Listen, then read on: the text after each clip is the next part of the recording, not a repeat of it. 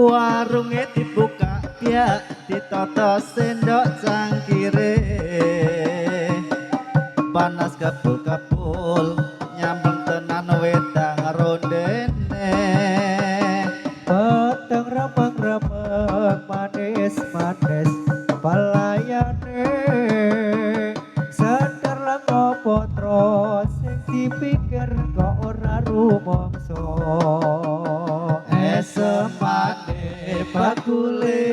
gawe bingung atiku lirikane duadu jalari mriyang awakku iki piye iki piye iki piye sender lengo potro sing dipikir kok ora rumangsa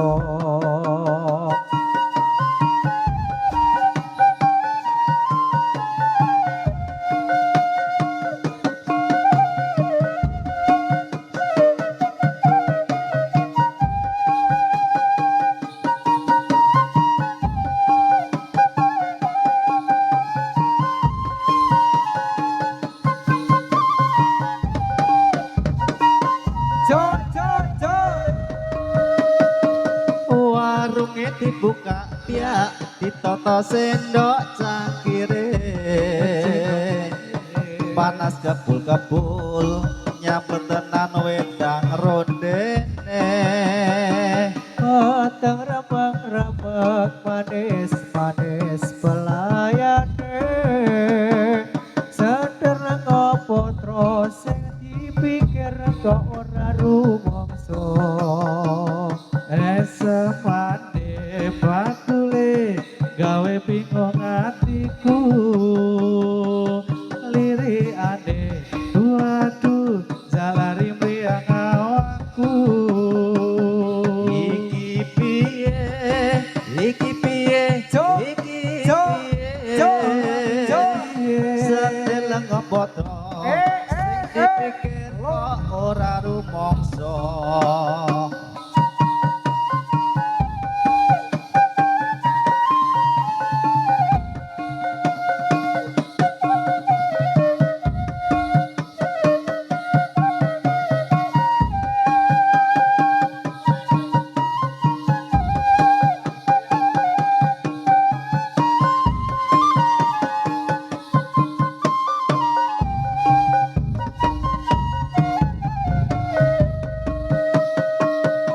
warunge dibuka piak ditata cendok cangkire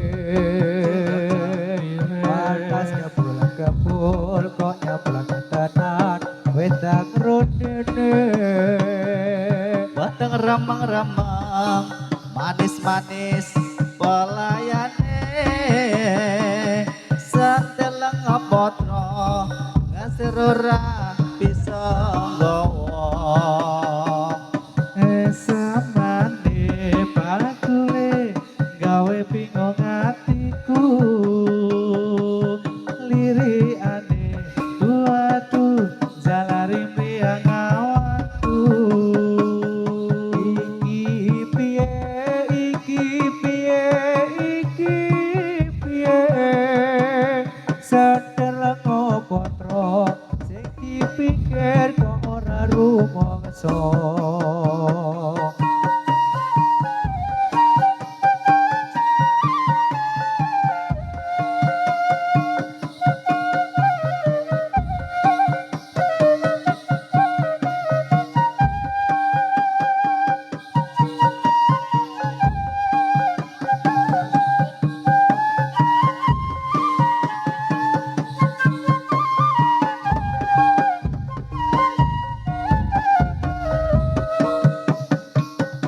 warunge dibuka piak ditata cendok cangkire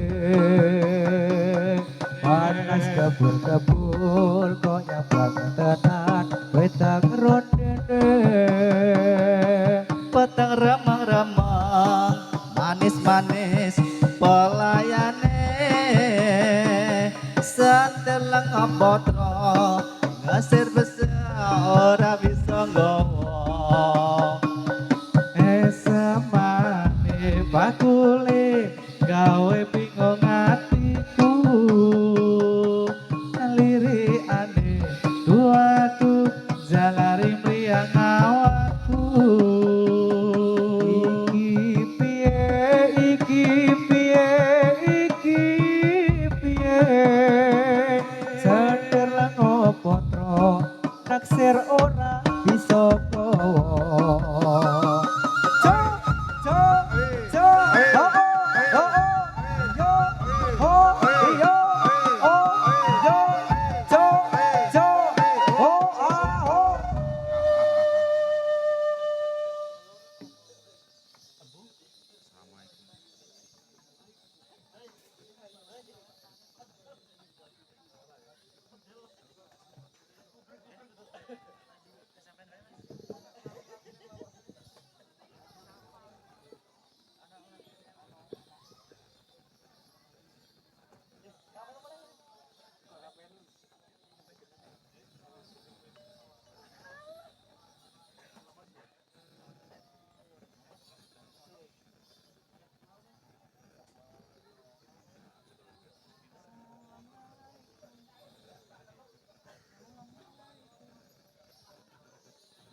Assalamualaikum, salamullah salam Kunjo poro agung sederek kawula Ingkang mriki sedaya perlu amriksani dhumateng kawula Natyan rupa ngrini rupa amadani Natyan rupa ireng kata ingkang remen Mila kula niki saged dugi mriki sebab ditimbali kalian warga mriki lalu ara-ara kanggo hiburan supaya tegak sapa bisa aman ayo kanca-kanca padha suka-suka supaya gembira kancane pemuda ayo simbah-simbah ing dalem ibadah sebab umurira sampun boten tambah kados sampun cekap lagu-lagu kula menawi lepat nyuwun pangaksama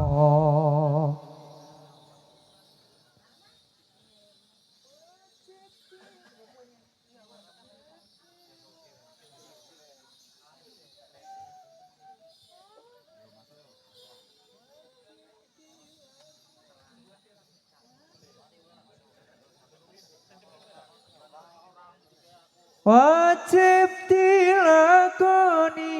tuntunan kang ana 5 syahadat salat zakat poso haji lamun kuwasa wajib dilakoni tuntunan kang ana 5 syahadat salat zakat poso haji lamun kuwasa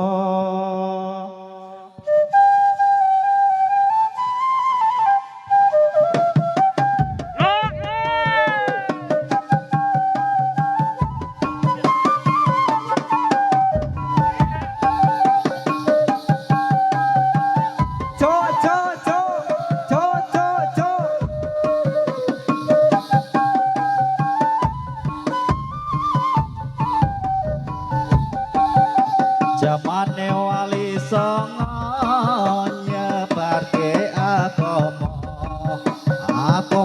Islam ingkang mulya uga direwangi rekoso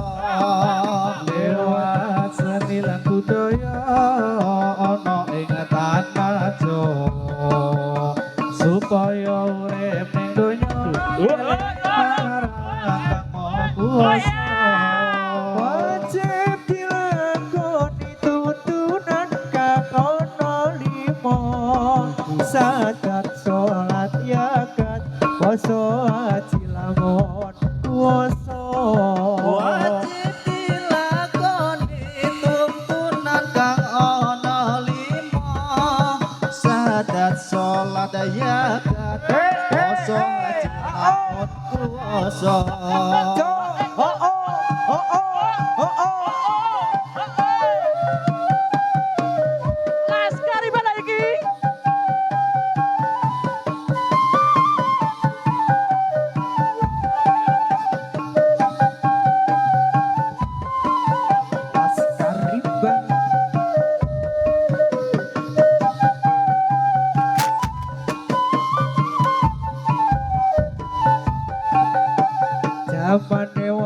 songo nyebarke agama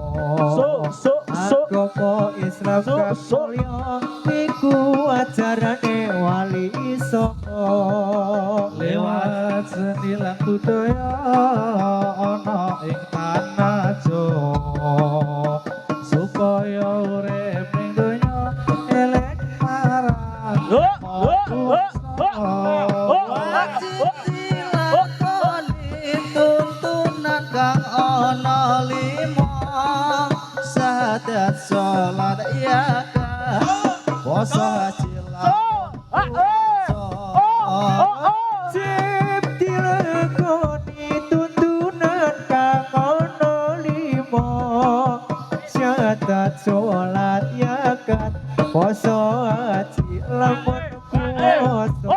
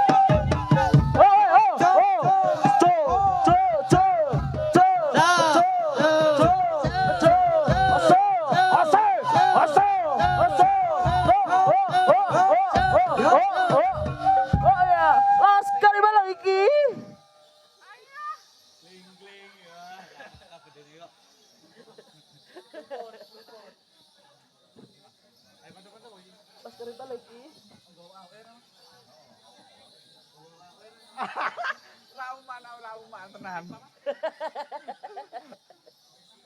Bedel.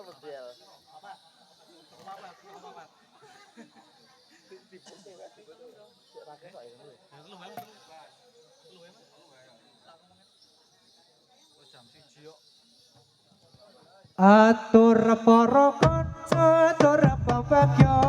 dhumateng para rawuh sedaya atur nuwun sanget ing rawuhnya ing pakempalan ing atur punika mugi Allah ingkang maha kuwasa kersa paring witoto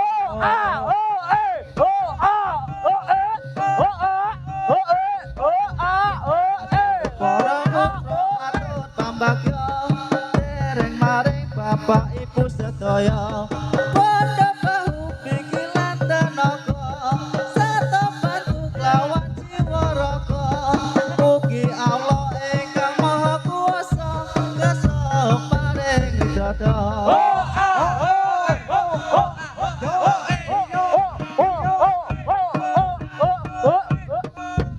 kita sesuwun dhumateng pangeran sagetono tepi kewajiban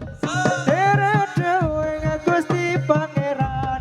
ingkang kasebut ing dalam Al-Qur'an Nabi Muhammad kang dados utusan keutus dening pangeran Mas Bedel lagi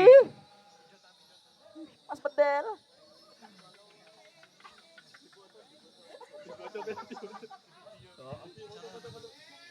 Sing mburi dhewe kasih paling beda abang kuwi.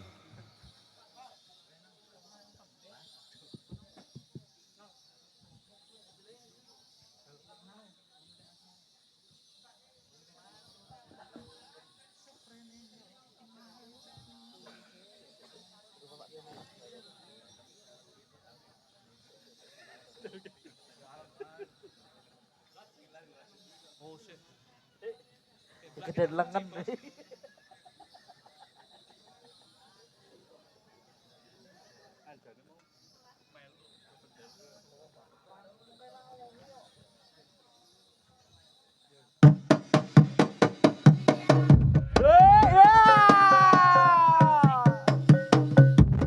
Saprene gonku ngateni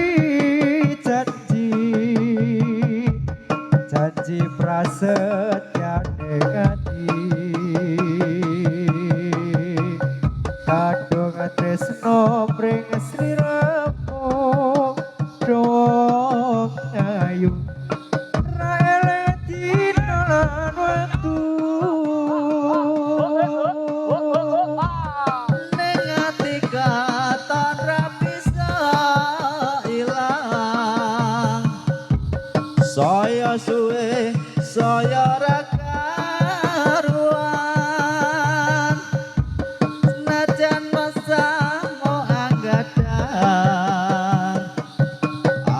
samar yen sliramu ra kelingan.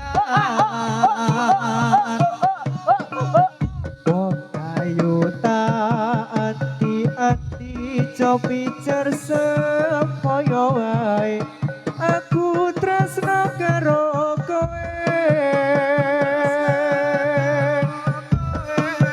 tegane atimu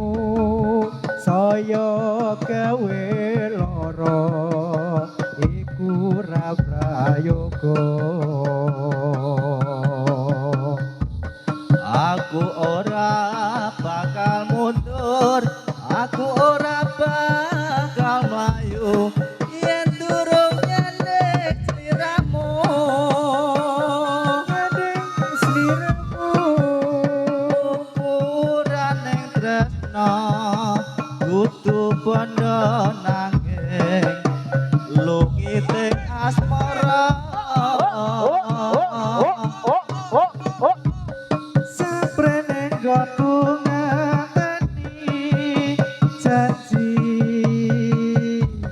janji prasetyane ati kadung tresno ring sliramu dojayu raeling dina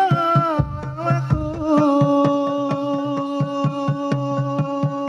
ning ati katon ra bisa ilang saya suwe saya ra karuan nadyan pengetan saakatan aku sabar yen sliramu ra kelingan. Wong bagus tak anti-anti cobi jar semaya wae aku tresno karo kowe. tresno karo kowe Tekan ning atimu saya gawe lara iku ra prayoga.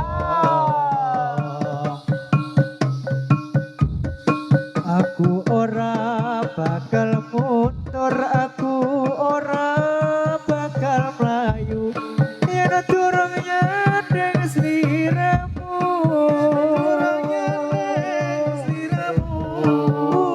ukuran ning tresno dudu padha nanging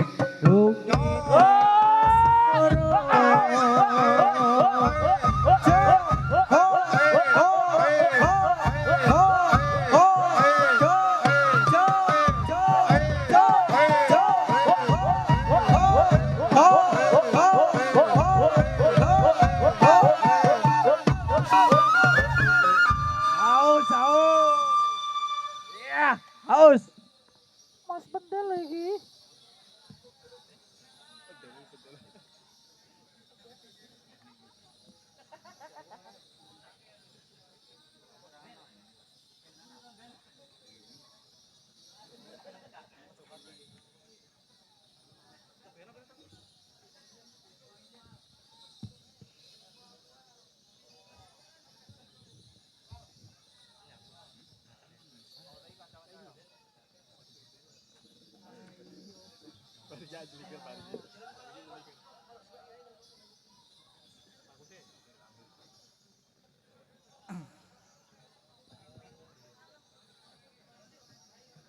Ayo kanca-kanca padha suka-suka supaya gembira kancane pamuda batu iki kanggo maringati peron kanjeng Nabi Muhammad kang suci Lan kabeh kancaku yen pinuju laku kudu laku-laku kancane bersatu. Ojo sesukaran kudu sing aturan muda kaya kewan wong rebutan pangan ojo padha belo aku ingkang jaga kancane pemuda sing rupane ala Najan rupa Allah nanging rasa boto mula dipilolo kancane pemuda. lan wali kaula dateng para priksa pun sami nyacat mangke masih atelon oleh kawula dhateng para pirsa ampun olo-olo awet tunggal bangsa kados sampun cekap lagu-lagu kula manawi lepat nyuwun pangapura.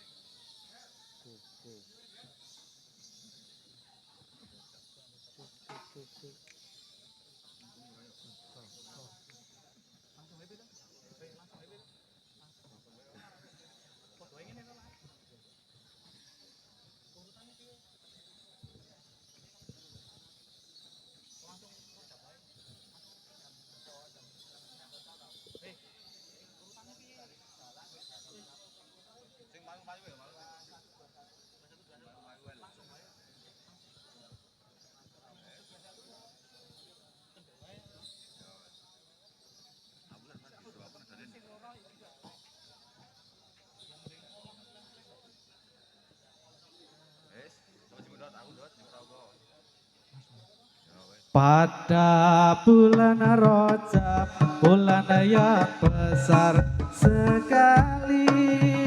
Pada bulan Rajab, bulan yang besar sekali. Itu kewajiban umat Islam meringati. pada waktu ini jatuh peron Kanjeng Nabi Waktu itu jatuh merah Kanjeng Nabi Muhammadun Nabi wa alihi wa sahbihi. maka mari kita bersama memperingati maka mari kita bersama memperingati Oleh kaum Islam pemuda laku bermudi jika tidak hormat akan dapat godok besi jika tidak hormat akan dapat godok besi tetapi yang hormat diberi amal kagak suci. sapa wong urip kang ora gelem peringati sapa wong urip kang ora gelem peringati Paring merotiro Nabi Muhammad kagak suci. besok yen wis mati dicemplungke ana ing geni besok yen wis mati dicemplungke ana ing geni Kangaran neraka salawase ora gati. kados sampun cekap kang kados atur kawula kados sampun cekap kang kados atur kawula Kula badhe gantos sitaning urip dengan donya. pramila yen lapat nyuwun tungging pangarsama pramila yen lapat nyuwun tungging pangarsama Sedaya prakanca laskar riba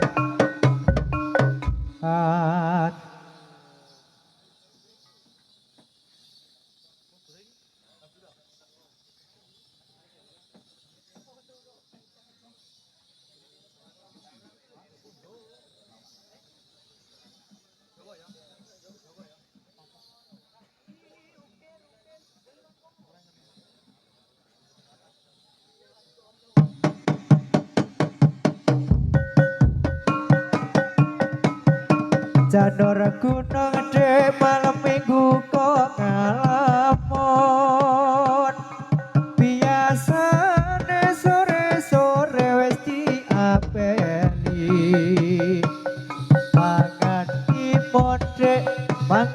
menco dicampur sabun timbang ngalamun luwe becik libur ati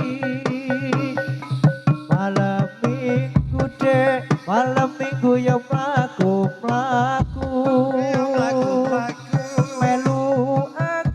melu aku nang simpang lima rame-rame karo kancane endang kutha Magelang ana ing wayah sore diukir-ukir kayune cemara ayo ro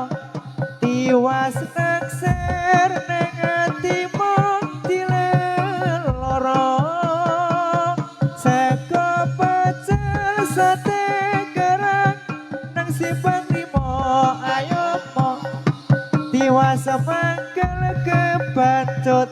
ditinggal lunga janur gunung ngedek malam minggu kok ngalamun biasane sore-sore wis diapeli mangan timun dek aja dicampur sabun timbang ngalamun luwe becik libur ati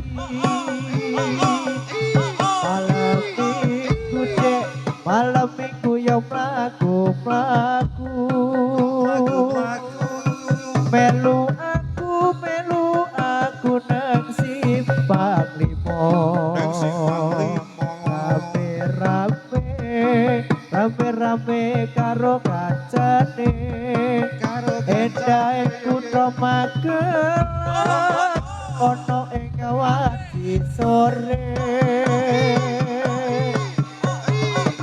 diukir-ukir kayune cemara ayo ro sing dipikir nang atimu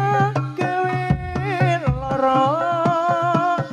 saka pecel sate kerang nang simpang limo tiwas mangkel cepel mongati tinggal lunga janur gunung dek malam minggu kok ngalamun biasane sore-sore wis diapeli mangan timun dek mangan aja dicampur sabun timbang ngalamun luwe becik libur ati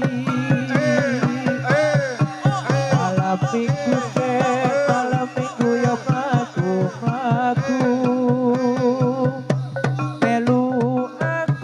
melu aku nang simpang limo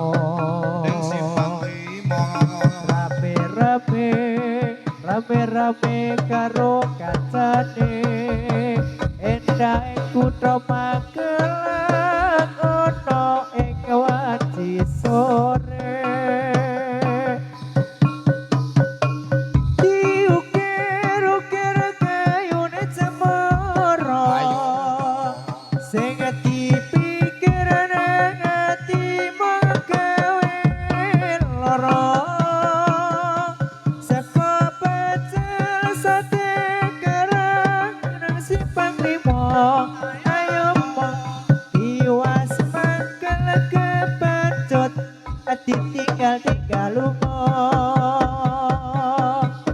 malam minggu dek malam minggu ya mlaku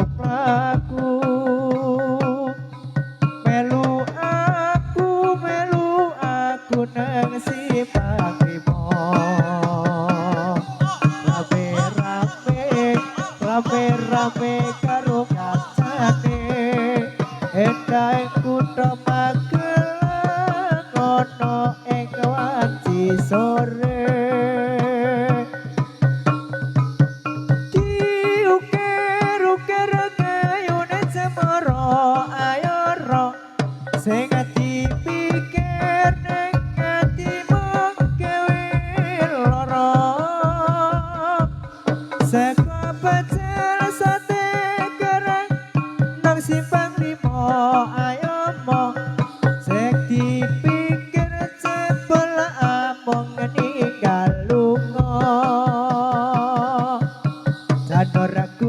adik malam minggu kok ngalamun biasane sore-sore wis diaperi makan timonde ojo dicampur sabun timbang ngalamun luwe becik nalipor hati